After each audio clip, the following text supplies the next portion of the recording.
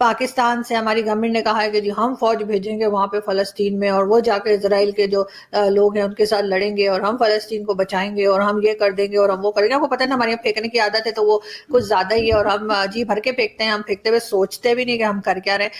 تو ان تمام ممالک کی فوج جو ہے تقریباً 50 لاکھ کے قریب فوج بنتی ہے.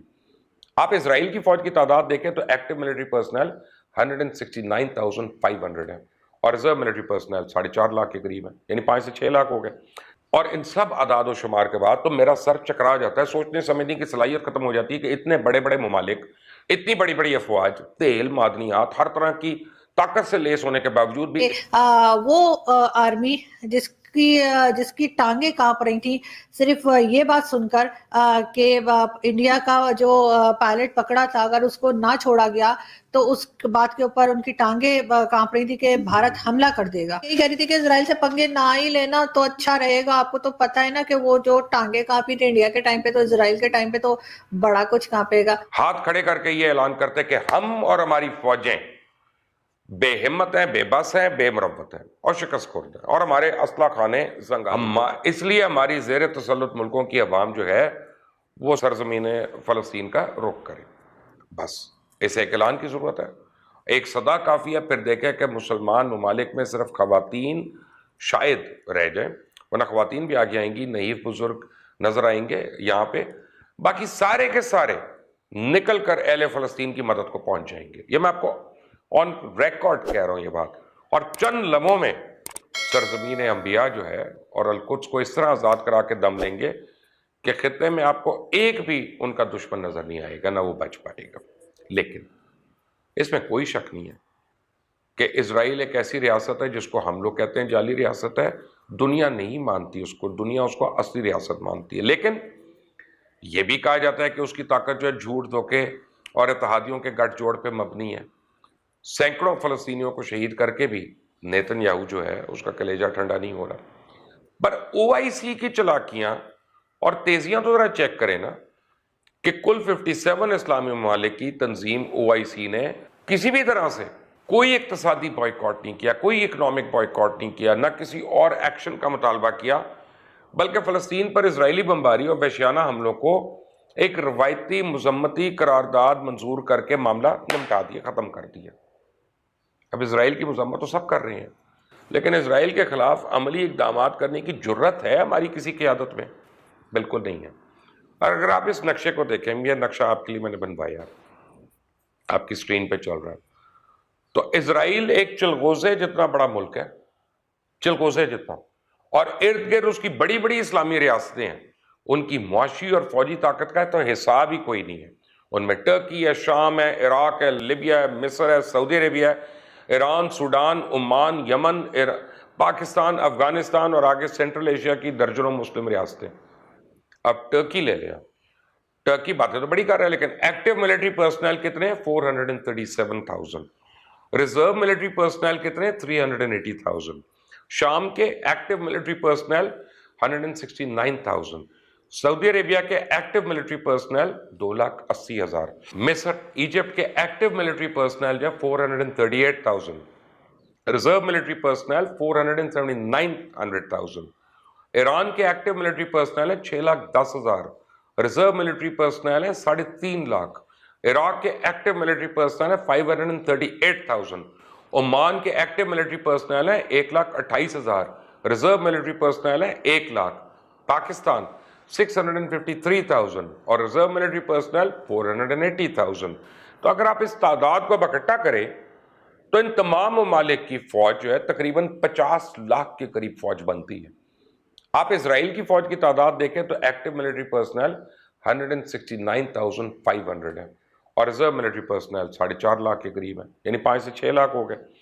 آپ ایک طرف اسرائیل کی آبادی دیکھیں وہ صرف 9 ملین ہے، اور ان سب اعداد و شمار کے بعد تو میرا سر چکرا جاتا ہے، سوچنے سمجھنے کی صلاحیت ختم ہو جاتی ہے کہ اتنے بڑے بڑے ممالک، اتنی بڑی بڑی افواج، تیل، معدنیات، ہر طرح کی طاقت سے لیس ہونے کے باوجود بھی اسرائیل ظلم کرے نہتے فلسطینیوں پہ. تو پھر میں ان مسلمان حکمرانوں کے متعلق کیا کہوں جو صرف ٹویٹر پہ یا فیس بک پہ یا اس طرح سے اگر ان کو لان تان کر رہے ہیں، یا او آئی سی کی ایک مذمتی بیان اگر آ جائے اسرائیل سے تقریباً 4 ملکوں کی سرحدیں ملتی ہیں، اردن ہے، شام ہے، لیبنن ہے اور ایجپٹ ہے۔ اردن کی آبادی 63 لاکھ، شام کی آبادی 2 کروڑ 24 لاکھ، لیبنن کی آبادی 44 لاکھ، مصر کی آبادی 8 کروڑ 45 لاکھ۔ غزہ سے صرف مصر کی کل 12 کلومیٹر کی سرحد ملتی ہے، جہاں جنرل سیسی کی حکومت ہے۔ یاد رکھیں یہ وہی جنرل سیسی ہے جن کو اقتدار سنبھالتے ہی ہمارے مقدس و محترم سعودی عربیہ نے اربوں ڈالرز کی امداد دی تھی، اور اس کے علاوہ غزہ میں داخلی کا کوئی زمینی راستہ نہیں، اور یہ 12 کلومیٹرز بھی سیل ہی رہتے ہیں۔ گویا غزہ والوں کے پاس کوئی اور راستہ ہی نہیں ہے کہیں جانے کا۔ اسرائیل کی کل آبادی 90 لاکھ، جو کہ صرف کراچی کی آبادی کا تقریباً 37% حصہ بنتا ہے، کراچی کی آبادی کا 37% حصہ۔ ان کے پڑوسی ممالک کی کل آبادی 11 کروڑ 76 لاکھ، اسرائیل کی کل آبادی اپنے مسلم پڑوسیوں کا صرف 7% ہے، 7%۔ آسان الفاظ میں یوں کہہ لیں کہ اگر اسرائیل کے پڑوسی ممالک کو دیکھیں تو 100 مسلمانوں کے مقابلے میں صرف 7 اسرائیلی ہیں۔ اس کے باوجود ہم مسلمان صرف بد دعاؤں سے کام چلانے کی کوشش کر رہے ہیں، تو پھر شاباش بنتی ہے نا، شاباش بنتی ہے۔ دراصل غزہ میں جنگی جرائم ہو رہے ہیں، ایون 2 ارب مسلمان، اور یہ رد عمل۔ میں تو کہتا ہوں ان تمام اسلامی ممالک کے سربراہان کو کہیں کہ آؤ بیٹھو یہاں پہ، ہم تمہاری حفاظت کریں۔ بھائی تم تو نہیں کر سکتے ہماری حفاظت، ان سے تو اچھا چائنا ہے، جس نے اقوام متحدہ کی سلامتی کونسل میں فلسطین کے معاملے پہ امریکہ کے دور معیار پہ شدید رد عمل کا تو اظہار کیا ہے نا۔ چائنا کا کہنا ہے کہ افسوس ہے کہ امریکہ نے فلسطین سے متعلق سلامتی کونسل کا اعلامیہ رکوا دیا۔ چائنیز وزیر خارجہ کا کہنا تھا کہ سلامتی کونسل نے فوراً جنگ بندی اور سخت اقدام کا مطالبہ کرتے ہیں۔ جارحیت کے مرتکب اسرائیل اور مظلوم فلسطینیوں کو ناجائز طور پہ ایک ہی پلڑے میں تولنے اور دونوں کو ایک ہی صف میں برابر کھڑا کرنے کی کوشش بھی اب بلا جواز بلکہ ناجائز ہے۔ اتوار کو قوم سے خطاب میں نیتن یاہو نے فلسطینیوں سے چوتھی جنگ مزید تیز ہونے کا اشارہ دے دیا اور کہا ہے کہ یہ حملے پوری طاقت کے ساتھ جاری رہیں گے، ابھی کچھ وقت لگے گا، ہمیں حماس سے حملوں کی بھاری قیمت چکانا چاہتے ہیں۔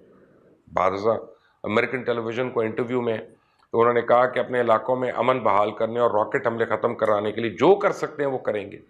ہم حماس کے لوگوں کے حملے کی صلاحیتوں کو ختم کرنا چاہتے ہیں تاکہ دوبارہ یہ حرکت نہ کریں، چاہ کے اب اس میں مزید وقت لگے گا۔ اب جب کسی کو غلط فہمی ہے تو اپنی غلط فہمی دور کر لے کہ یہ نظریں پورے مشرق وسطیٰ پہ اور ان کے سرپرستوں نے سعودی عربیہ، ایران، پاکستان، افغانستان، کئی اہم مسلم ممالک کی سرحدیں تبدیل کرنے کے منصوبے بنائے ہوئے ہیں۔ پاکستان کو ہر چیز وہ فیصلہ کرنا چاہیے جو پاکستانیوں کے لیے اچھا ہو، کیونکہ یہ عرب برادری یا عجمی برادری یہ ہمارے لیے کھڑے نہیں ہیں۔ خدا نہ خواستہ کشمیر میں 370 ایبروکیٹ ہو گیا، 35A آ گیا، کوئی مسلمان ملک ہے جس نے اس کو کنڈیم کیا؟ کوئی ہے جس نے کہا کہ ہم کشمیریوں کی مدد کے لیے اپنی فوج بھیجتے ہیں، یا ہم نے جو اتنی 29 مسلمان ملکوں کی فوج بنائی ہوئی ہے سعودی عربیہ میں، ہم اس کو بھیجتے ہیں وہاں پہ؟ فیس دا ریالٹیز، یہی ہماری اصلیت ہے۔ یہ تو شکر ہے کہ 1947 میں واٹس ایپ اور فیس بک نہیں تھا، ورنہ ہم صرف گھر بیٹھ کے میسج کرتے کہ اس میسج کو اتنا آگے بڑھائے کہ انگریز ہمیں آزاد کرنے پہ مجبور ہو جائے۔ ارے بابا اس طرح تھوڑی آزادی ملتی ہے۔ جو قوم بغیر مرے جنت میں جانا چاہتی ہے وہ نہیں ہوگا، جو اپنے لیے نہیں کھڑی ہو سکتی اس کے لیے کوئی آ کے اور نہیں کھڑا ہوگا۔ وہ اتنے سے لوگ ہیں، مٹھی برابر لوگ ہیں، لیکن ہیں تو اکٹھے، ہم تو سارے اتنے لوگ ہیں، 2 بلین کی آبادی ہے۔ ہم اگر آج صرف 4 پروڈکٹس کا بائیکاٹ کر دیں امت مسلمہ میں تو بڑی بڑی کمپنیاں بینکرپٹ ہو جائیں، لیکن ہمارے حکمرانوں کے پاس وہ حوصلہ ہی نہیں۔ فلسطین اور اسرائیل کا جو ہے وہ اس کے لیے کہا جا رہا ہے، میں نے پہلے بھی آپ کو ویڈیو میں بتایا تھا کہ کہہ رہے ہیں کہ جی ساری یہودیوں کے پروڈکٹ بند کر دو، اس میں جیسے میں آپ کو دکھاؤں انہوں نے کہا کہ جی کوکا کولا بھی نہ پئیں، اور اسی طرح سے اور دوسری چیزیں بھی جو ہے ان کی، چاہے پیپسی ہو، چاہے میک ڈونلڈ ہو، چاہے کاسمیٹکس ہو، سب پہ بین لگا دیا جائے۔ تو پہلی بات تو یہ کہ ہم تو ایسا کریں گے نہیں، کیونکہ یہاں پہ جو لوگ رہتے ہیں ہمارے یہاں، یعنی جو پاکستان میں جو رہتے ہیں لوگ، وہ تو مجھے نہیں لگتا کہ اس طرح کی جو ہے وہ ان کو ڈکٹیشن کہا جائے۔ ہمارے یہاں تو اگر ڈاکٹر منع کر دینا کہ آپ نے جی کوک نہیں پینی اور پیپسی نہیں پینی، ہم ان کی نہیں سنتے، تو ہم نے بھلا یہ جو ملا مافیا ہے ہم نے ان کی کیا سننی ہے جو کہہ رہے ہیں کہ جی بائیکاٹ کر دو، اور ان کے کہنے پہ تو ہم घंटा छोड़ने लगे हैं कोक को। और मुझे तो वैसे ही बड़ी पसंद है, मैं तो आज लेके बैठी हूँ, इतनी गर्मी हो रही है, मैं आप लोगों को क्या बताऊं यहाँ पे। और बहुत से लोग अब मुझे कहेंगे कि जी मैं वाइन ग्लास में कोक क्यों पी रही हूँ। तो जी मुझे वाइन ग्लासेस बहुत पसंद है, और मेरे जो दोस्त और रिलेटिव्स कभी उनको मुझे कोई गिफ्ट देना होता है तो मुझे वाइन ग्लासेस ही देते हैं। और बात है, मैंने वाइन आज तक नहीं पी, लेकिन वाइन ग्लासेस मुझे बहुत पसंद है। ये कहा जाएगा। वैसे लोग ये भी कह रहे हैं कि अगर कुछ कर नहीं सकते फलस्तीन के लिए तो कम से कम ये तो कर ही सकते हैं ना खान साहब, कि वो जो उनके मिनिस्टर ने बताया था कि इन्होंने जो पाव पाव के एटम बम्स बनाए हैं, कम से कम वो पाव पाव के एटम बम ही ये जो है दे दें फलस्तीन वालों को, ताकि उनकी कुछ तो मदद हो जाए।